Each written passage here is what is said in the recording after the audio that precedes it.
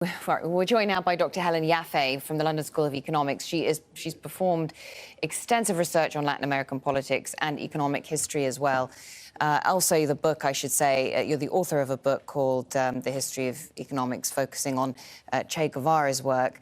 Let's start by looking at the situation we have in Cuba now, a very symbolic burial for Fidel Castro. Does this mark an acceleration of the transition, if you like, away from Castro's brand of communism? Yeah, well, I think that anyone who's expecting anything dramatic to happen in Cuba in the next period will be disappointed. What is underway is a process of change, which is very controlled and planned out process. So in 2010, a document was produced it was called the Guidelines for Social and Economic Policy, and it was circulated for national debate to all Cubans. Now, the population of Cuba is 11.2 million. 9 million Cubans took part in that debate, and they made comments and criticisms, suggestions. As a consequence, 68% of that document was changed. So what we're seeing now is a slow control process of the changes that were agreed in that nationwide consultation being implemented, as I say, in a gradual way. So you point out from what you're saying there's already been some degree of public participation, if you like, in the political future of the country. But will Fidel Castro's death impact the pace of change, perhaps the pace of implementation when it comes to those changes?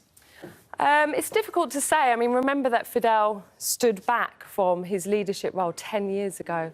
So Cubans are used to him not being there, telling them what's going to happen and so on. Did he put a brake on change, though, or the pace of reform behind the scenes somewhat?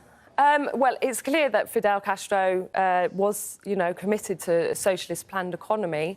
And I'm quite sure that he died with that same commitment. But Raul is certainly the same. The question is, the generation that comes behind. And at the moment, there's no evidence that the leadership of Cuba has changed its commitment to having a socialist planned economy. So how do you see that unfolding then in the years to come? Raul Castro is 85 years old. He has already said that he plans to step down in 2018. Yeah. What are going to be the key factors which determine how Cuba is going to deal with its future?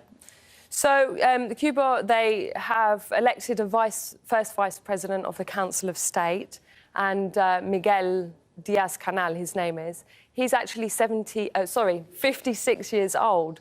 So he's one of this new generation that's born after the revolution. And in fact, when he was born was when the first measures of the US embargo were first being implemented.